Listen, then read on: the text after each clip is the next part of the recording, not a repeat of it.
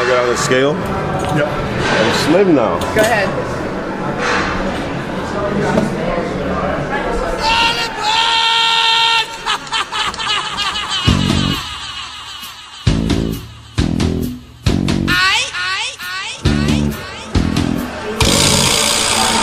Trying to press up on 270. It's a little rough, you know. And I lost 10 pounds to do this guest appearance, you know. Can't show up out of shape, you know. Hello everybody, how you guys doing? My fans, as you all know, I'm Victor Martinez over here at Bev Francis Powerhouse Gym, the mecca of the East Coast. You guys, you step in here, you're gonna feel the fire, you're gonna feel the drive, and this is it. Today we're gonna get onto it and do this back workout, mega back workout. Love doing back, especially here at Bev Francis. You get that drive as soon as you get to the gym over here. So my energy's pumping and I'm ready to go. First exercise I'm going to start with is the chin-ups. Now, for all you guys out there that hate doing chin-ups or just like going straight to the machines, or even women, you know, not just guys, but you can't leave this exercise out. It's very it's one of your main ingredients to building that back.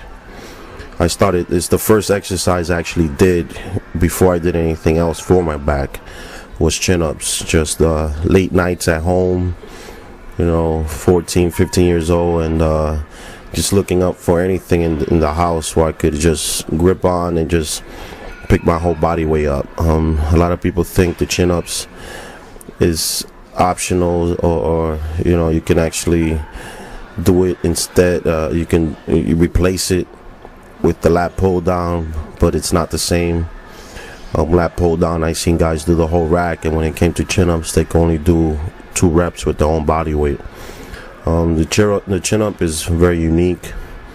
It works a huge part of the back muscle, and the muscle is very tough, you know, to kind of work and get that mind muscle connection, because it's behind you. You can't see it. You can't see it like you see your bicep. Usually when you do a bicep workout, you kind of look at your arms and you see the blood flowing in there. You see the pump. You see the veins pulsating, just like chest or even legs. I mean, you see any of those body parts that are in front of you, and it makes it somewhat easier to see it. So the back is unique because you really have to focus. You really have to use your mind to kind of feel the muscle back there, and without seeing it, you know, and it's very difficult, and just doing the movements alone and positioning your hands in certain positions, which allows you to feel the muscle. So in the chin-ups, it's hard to do, not only just picking up your own body weight, but at the same time picking up your own body weight and feeling the muscle.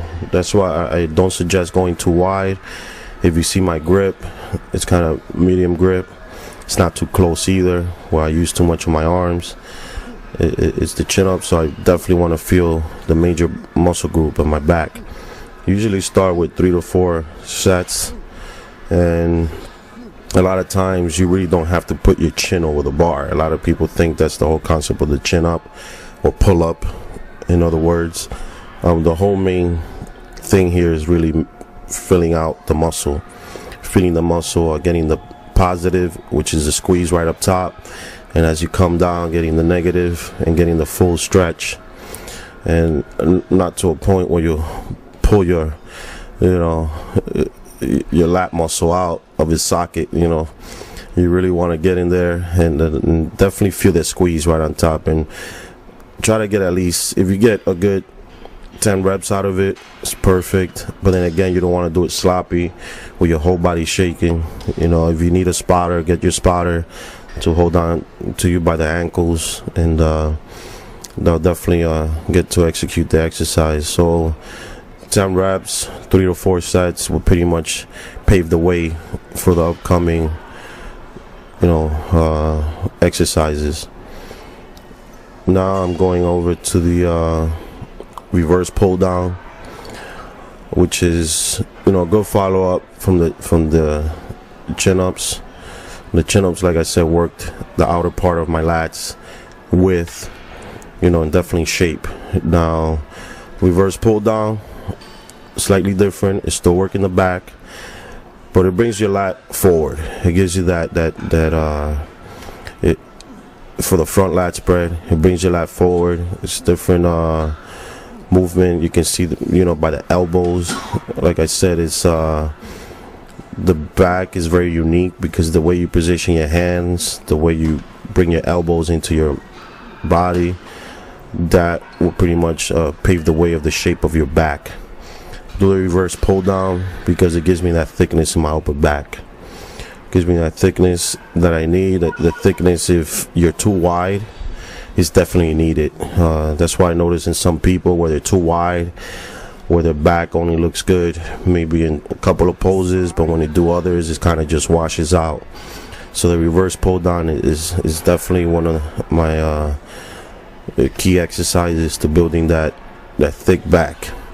It gives you the thick upper back and mid back also. If you do this exercise, you bring the bar, you don't want to hold it too close because then you're working your biceps. You don't want to hold it too wide because then you're taking away from your back. So you pretty much want to hold a medium grip on this. I say about shoulder width apart, and pretty much bring down the bar as close to your upper chest as possible without laying too far back, and you don't want to stay too upright either. So it's definitely you got to have a strong body mechanism on this one. So as you squeeze it down, you're going to feel your upper back, your elbows leave the way. Keep your elbows to the side. Again, you don't want to go too close because you will feel the bicep, and this exercise is definitely a secondary muscle that you will feel. And I usually do about 3 sets. Today I'm only doing 3. Pre-contest I bump it up to 4, and it's definitely a thickening exercise for the back. Now people always ask me, okay, how come you don't use any of the grips? I usually use my Chic straps, but most of the time I do use it. It's usually pre-contest because at that time I'm usually a little tired, more fatigued, and for some reason my grip is not as strong, and it does help. It does help, and usually with the last set. I don't like using grips too much because I believe using my own grip, and I do have a strong grip, using my own grip allows me, to build other part of my muscle. I mean, my forearms. It kind of works them indirectly. So, but I do recommend grips, especially for the last set, because the back, it's sometimes so strong that you can actually do 3 to 4 more reps or even 5, but your grip usually gives out first. So I do recommend grips. Just because I didn't use grips now doesn't mean you shouldn't use any grips.